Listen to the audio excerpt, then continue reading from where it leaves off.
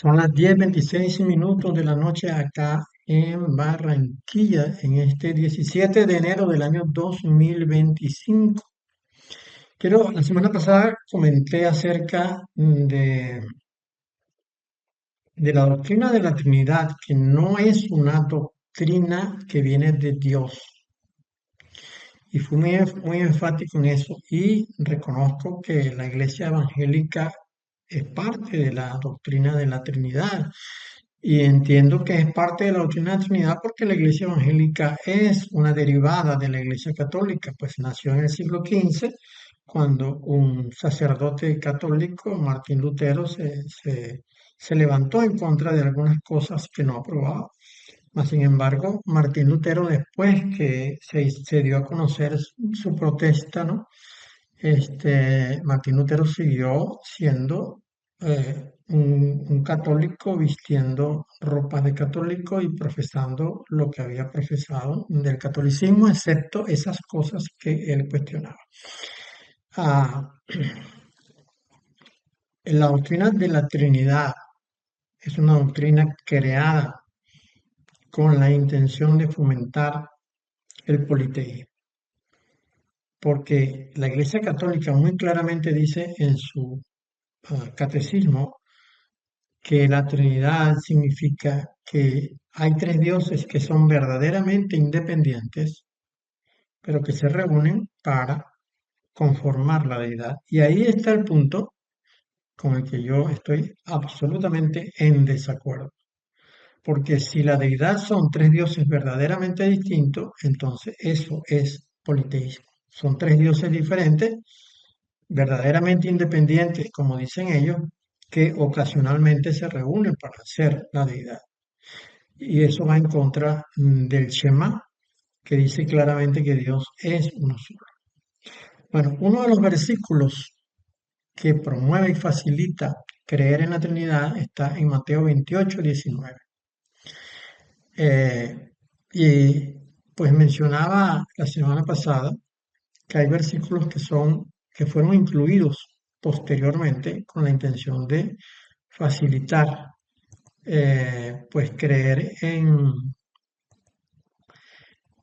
una iglesia politeísta, pues creer en lo que no es correcto, en lo que no es verdadero. Y comentaba pues acerca de Primera de Juan 5:7 la semana pasada y demostraba que este versículo fue incluido posteriormente, después que ya la Biblia estaba organizada y lo único que pues hicieron ellos fue decir que habían tres testigos en el cielo, lo cual es absolutamente falso porque en el único lugar donde se necesitan tres testigos es en la tierra y así era como estaba originalmente el texto de Primera de Juan 5:7. Hoy quiero mencionar Mateo 28:19, donde dice, por tanto, id y haced discípulos a todas las naciones, bautizándolos en el nombre del Padre, del Hijo y del Espíritu Santo. Este texto seguramente puede hacer revivir el debate de la Trinidad y es lo que estamos tratando de demostrar. Pero la verdad es que más bien este texto adormece el espíritu de crítica y provoca como que una aceptación tácita, una aceptación zombie automática, pues, ¿no? Aunque no se nos habla de la Trinidad en este versículo, la verdad es que los sagrados escritos no mencionan la Trinidad por ninguna parte. Usted coloca Trinidad en algún buscador de escritos bíblicos y no lo va a encontrar. Este es un tema, como decía, pues católico y también evangélico. Más sin embargo, interesa porque tiene un poder cautivador, sin duda. Sin embargo, el dogma de la Trinidad está rotundamente cuestionado por la verdad, porque fue añadido posteriormente con la intención precisamente de afirmar esta doctrina politeísta. He aquí, voy a presentar algunos comentarios que mencionan Mateo 28:19 para cuestionarlo. Veamos. Argumentos contra la autenticidad del versículo hay varios. Por ejemplo, falta de menciones en textos antiguos. Algunos eruditos han señalado que el versículo de Mateo 28:19 no se menciona en alguno de los textos antiguos más importantes, como el Códice Vaticano y el Códice Sinaítico. Tiene diferencias en la redacción.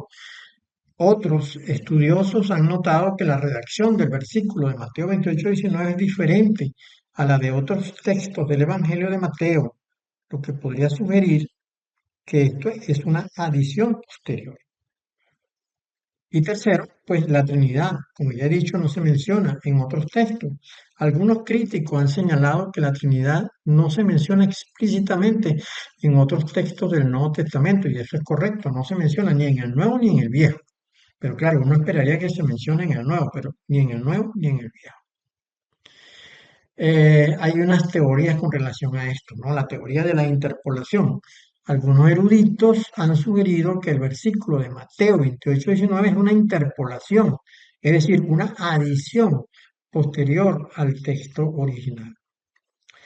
Y la teoría de la redacción dice que el versículo de Mateo 28:19 es el resultado de una redacción posterior cuando se hacía la revisión del texto original.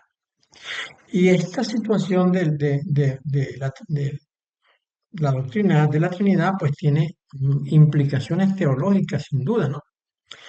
La cuestión de la autenticidad del versículo de Mateo 28:19 tiene importantes implicaciones para la teología cristiana, especialmente en relación con la doctrina de la Trinidad, porque introduce un tema que originalmente nunca estuvo, nunca fue mencionado por el Señor Yeshua, nunca fue escrito en ninguna de los textos, de las cartas de los escritores neotestamentarios, y pues tampoco de ninguna manera vino en el Antiguo Testamento. ¿Mm?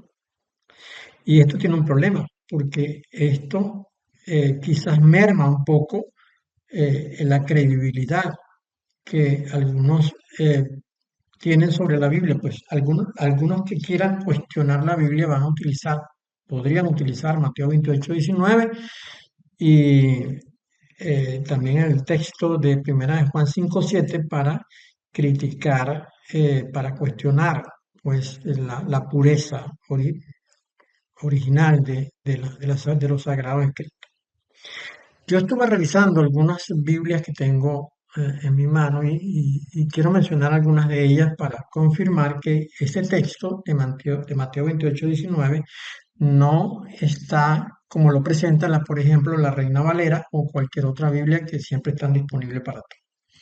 Por ejemplo, la Brit Hadashah, que es la Biblia del Nuevo Pacto, dice en este versículo, algunas de las menciones que voy a hacer acá tienen texto en hebreo, pero eso pues es fácil deducir de qué trata. Por ejemplo, dice, por lo tanto, vayan a ser talmidim, que serían discípulos, ¿no?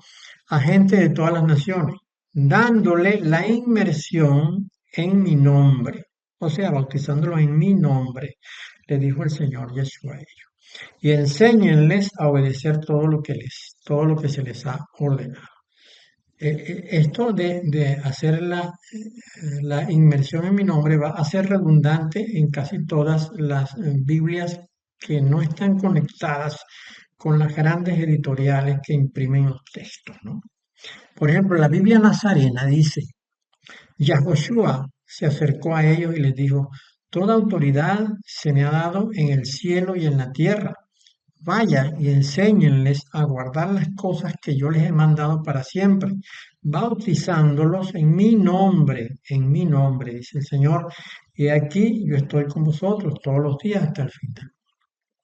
Otra Biblia prestigiosa, por ejemplo, la Tanaj dice, Yeshua se acercó y les habló diciendo, toda potestad me es dada en el Shamayim, o sea, en el cielo, y en la tierra. Por tanto, vayan y haced talmidim, o sea, discípulos, a todas las naciones, haciendo mikvah, o sea, sumergiéndolos, a ellos en mi nombre, enseñándoles que guarden todas las cosas que les he mandado. La Biblia Kitve HaKodesh sobre este punto dice lo siguiente. Y Yahoshua se acercó y les habló diciendo, toda potestad me es dada en el Shamaín, o sea, en el cielo, y en la Eretz, o sea, en la tierra. Por tanto, vayan y hagan talmidim, discípulos, en todas las naciones, haciendo mikvah, inmersión, a ellos en mi nombre. Y entre paréntesis dice Yeshua. Como podemos ver, pues, solo las publicaciones que están conectadas con las grandes editoriales proponen la partícula del bautizo trinitario. Y esto tiene que hacernos reflexionar. Para poder entender un poco más este asunto, voy a citar algunos textos que inclusive están en la Reina Valera, donde se da instrucciones para bautizar en el nombre de Yeshua, ¿no? Por ejemplo, el apóstol Pedro, el día de Pentecostés, cuando descendió el Espíritu Santo para llenar a los creyentes allí reunidos, les dijo, esto aparece en Hechos 2:38, digo, arrepentíos y bautícese cada uno de vosotros en el nombre de Yeshua para perdón de los pecados y recibiréis el don del Espíritu Santo. Tal parece que cuando fue incluida la partícula trinitaria Padre, Hijo y Espíritu Santo, no notaron que al dejar lo que precede, es decir, en el nombre, colocaban un punto que le daba debilidad al texto. Vean lo que quiero decir. El texto dice, déjame mover un poco más. El texto dice, por tanto, y hacer discípulos a todas las naciones, bautizándolas en el nombre, o sea, que está en singular, en el nombre, pero luego dicen del Padre, del Hijo y del Espíritu Santo, o sea, tres, ¿no? Primero dice en el nombre y luego menciona a tres. Eso produce una correlación un poco incongruente. Porque si hay uno, porque si hay uno, como dice Zacarías, realmente hay un solo nombre. Y Zacarías nos habla claramente de eso, porque en el 14:9 de Zacarías dice, y Yahweh será rey sobre toda la tierra. En aquel día Yahweh será uno y uno su nombre. En aquel día es cuando el Padre, el Hijo y su Santo Espíritu, que ahora está en los creyentes salvados por gracia, se reúnan y estén juntos, es decir, después del arrebatamiento, cuando todo haya sido consumado y cuando todo haya sido definido, cuando el Padre y el Hijo que ahora están en el cielo se reúnan con el Espíritu Santo que ahora está en la tierra, en ese momento serán uno y uno su nombre. ¿Mm? De este texto se deduce que como el Padre y el Hijo están separados en este momento del Espíritu Santo, requieren que todas las cosas se ordenen para luego estar reunidos en uno solo. Si el nombre, si, ¿qué quiso decir el escritor cuando puso en el nombre del Padre, del Hijo y del Espíritu Santo? Porque no hay un nombre que los reúna a ellos tres, excepto el nombre de Yahweh, como ya hemos visto que nos dio Zacarías. Pero el mismo Señor, Yeshua, dio instrucciones para que el bautismo se hiciera en su nombre, o sea, en el nombre de Yeshua. Y Pedro dijo que se debía bautizar en el nombre de Yeshua. Entonces, ¿de cuál nombre estaba hablando el que quiso incluir esto acá? En el nombre del Padre, que es Yahweh, en el nombre del Hijo, que es Yeshua, o en el del Espíritu Santo, que no le conocemos nombre. ¿O es que se estaba refiriendo a un nombre que los reúne a ellos tres? Entonces, por qué no escribió cuál era ese nombre? Al escribir la fórmula trinitaria, lo que estaban tratando era de introducir el politeísmo en la mente del creyente para que el creyente aceptara tal cosa. Ese es el propósito y por eso Mateo 28:19 no es un versículo aprobado.